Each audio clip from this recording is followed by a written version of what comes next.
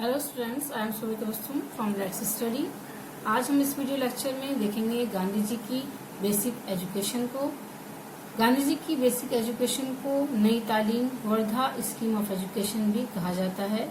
ये एक बहुत ही इम्पोर्टेंट टॉपिक है जो कि बीएड, डीएलएड, यूपीटेट, सीटेट सभी के लिए इम्पोर्टेंट टॉपिक है। तो इसको हम देखते हैं, इसमें गांधी जी ने अपने क्या विचार रखे हैं इस एजुकेशन में। Basic education is the last and perhaps the greatest gift of the father of our nation।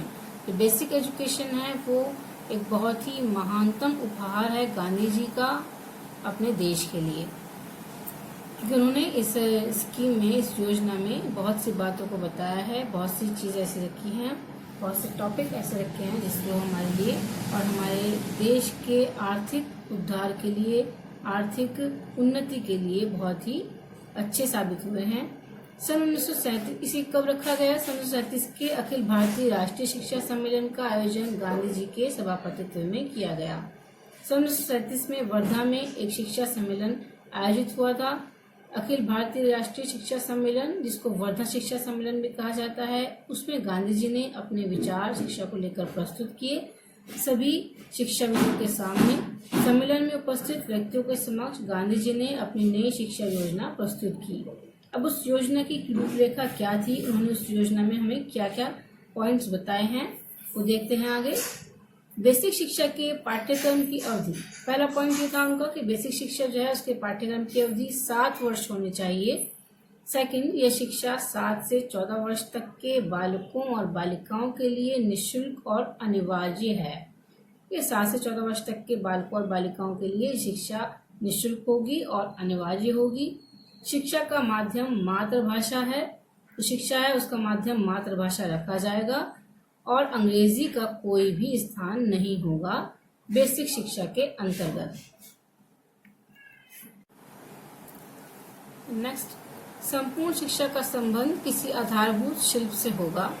ये पूरी शिक्षा जो है किसी न किसी शिल्प पर आधारित होगी। बच्चों को साथ में कोई शिल्प भी सिखाया जाएगा जो उनकी रुचि का शिल्प हो।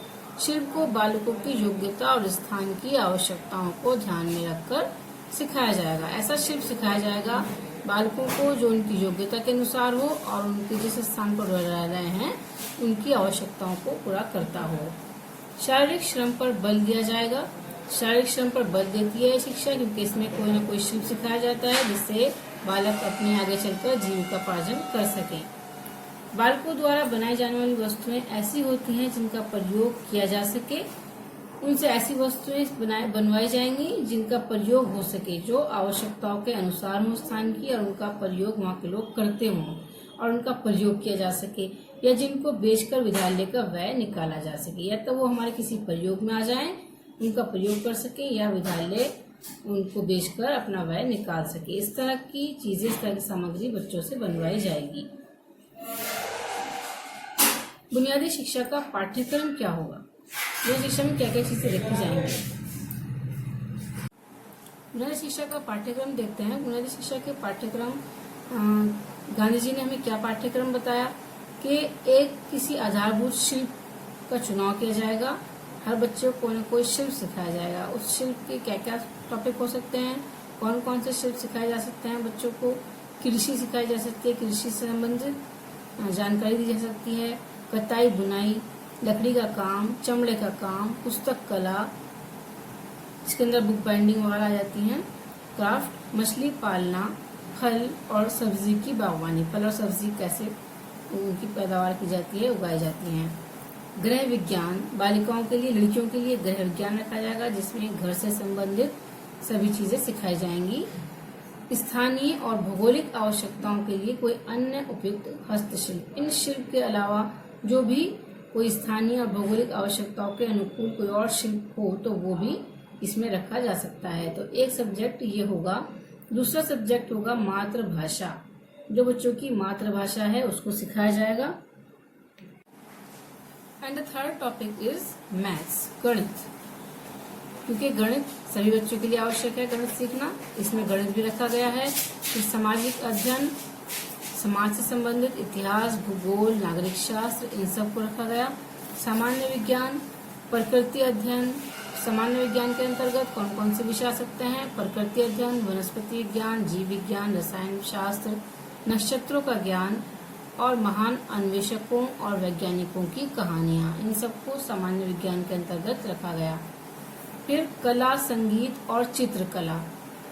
हिंदी, जहाँ ये मातृभाषा नहीं है, अगर मातृभाषा के अंतर्गत आती है तो ये इसमें मातृभाषा में आ जाएगी, नहीं अगर मातृभाषा नहीं है तो भी हिंदी सिखाई जाएगी।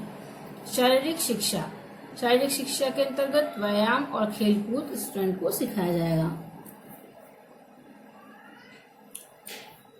ये सभी यहाँ तक हमने पढ़ा कि जो गांधी जी की बेसिक शिक्षा है उसमें क्या पाठ्यक्रम था उसका और क्या उसकी सामग्री थी। ठीक है, उसका पाठ्यक्रम क्या था और योजना क्या थी। इसके बाद हम देखते हैं कि योजना है गांधी जी की, इसकी बुनियादी शिक्षा के गुण क्या हैं। गुण इसके ये हैं, ये आपने इसको पढ़कर, इस कंसेप्ट को पढ़कर ये समझ लिया होगा कि इस शिक्षा के क्या गुण हैं। इस शिक्षा के गुण हैं कि ये शिक्षा क्रिया प्रधान है, इसमें क्रिया को महत्व दिया जाता है।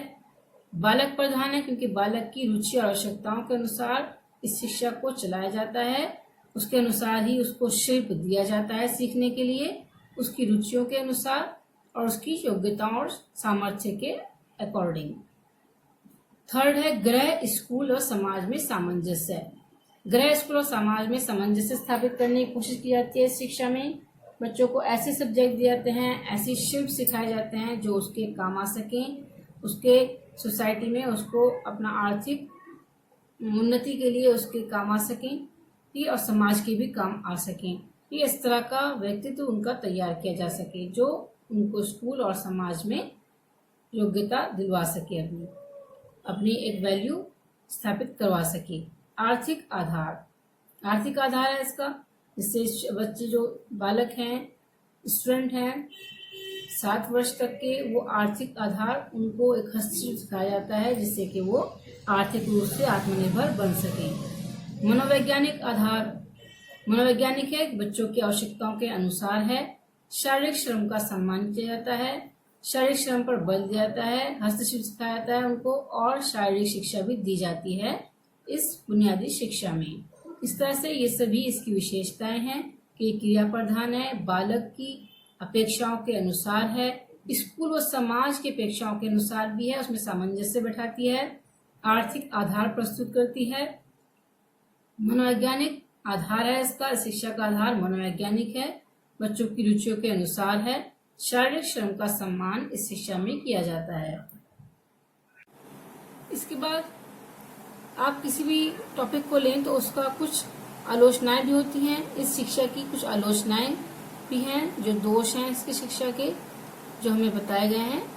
इसमें देखिए क्या क्या दोष हैं शिक्षा के। ये शिक्षा नगरों के बजाय ग्रामों के लिए उपयुक्त है। कहा जाता है कि शिक्षा नगरों में उपयुक्त नहीं है क्योंकि इसमें जो शिल्प सिखाए जाते हैं वो ग्रामों के अकॉर्डिंग है, गांव के जो गरीब लोग हैं उनके अकॉर्डिंग हैं, और जो शहर में रहने वाले हैं, अमीर हैं, वो इन सब चीजों को सीखना नहीं चाहते हैं। सेकंड, ये शिक्षा उत्पादन के सिद्धांत पर आवश्यकता से अधिक बल देती है। इस शिक्षा में जो नैतिकता या सामाजिक गुण, इन सब चीजों की उपेक्षा करके उत्पादन के सिद्धांत में जाता है। शिक्षक जो है वो बच्चों को उत्पादन करना सिखाता है, हस्तशिल्प सिखाता है ना, लेकिन वो इतनी अच्छी तरह से फिर दूसरे टॉपिक्स नहीं सिखा पाता है।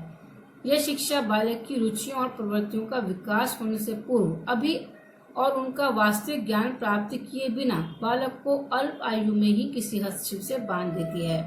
इस शिक्षा की एक कमी यह है कि बालक अभी 7 वर्ष की आयु में बहुत छोटा बालक होता है, वो बेसिक एजुकेशन का, उसकी रुचियों का और उसकी प्रवृत्तियों का सही से विकास भी नहीं हो पाता है, और उस उम्र में उसे हस्तशिल्प सिखा देना, उसको बहुत कम उम्र में किसी चीज से बांध देना है, जबकि अभी उसकी रुचियों का विकास नहीं हो पाया है। जब वो थोड़ा बड़ा होगा तभी वो अपनी रुचियों को सही से समझ पाएगा और उनका विकास हो पाएगा और वो उन चीजों को सीख पाएगा जब उसकी एज थोड़ी ज्यादा होगी। इस शिक्षा में उत्पादन के सिद्धांत पर बल दिए जाने के शिक्षकों का नैतिक पतन हो जाता है। शिक्षक क्या करते हैं? शिक्षक हस्तशिल्प सिखाते हैं बच्चों को, विद्यालयों को फैक्ट्रियों में बदल दिया जाता है। ये उनको सिखाने के लिए, ठीक है, और बालकों को धन का उपार्जन करने वाली मशीनों में परिणत कर दिया जाता है। उनकी नैतिक शिक्षा पर कम ध्यान दिया जाता है, शिक्षकों का नैतिक पतन हो जाता है इससे। ठीक है, ये है हमारी बुनियादी शिक्षा। अगर आपको वीडियो पसंद आई हो तो उसको लाइक करें और मेरे चैनल को सब्सक्राइब करें, जिससे कि आपको आने वाली वीडियोस का नोटिफिकेशन मिलता रहे, जिसमें आपको यूपीटैट, सीटैट, बीएड, डीएलएड से संबंधित सभी तरह की वीडियोस मिल जाएंगी। Thank you very much.